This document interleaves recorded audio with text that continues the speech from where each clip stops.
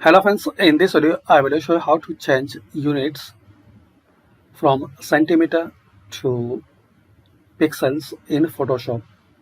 So click on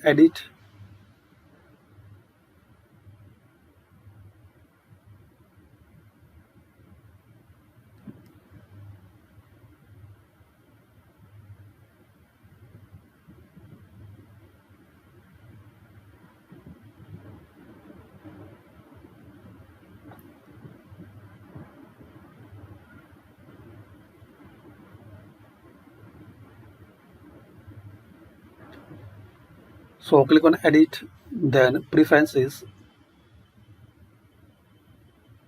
Now here click on units and rulers.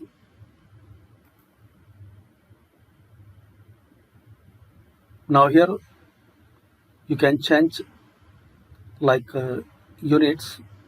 So for rulers you can select pixels.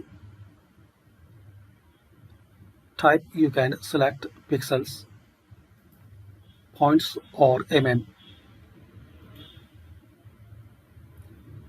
Column size you can set as pixels, points, or inches.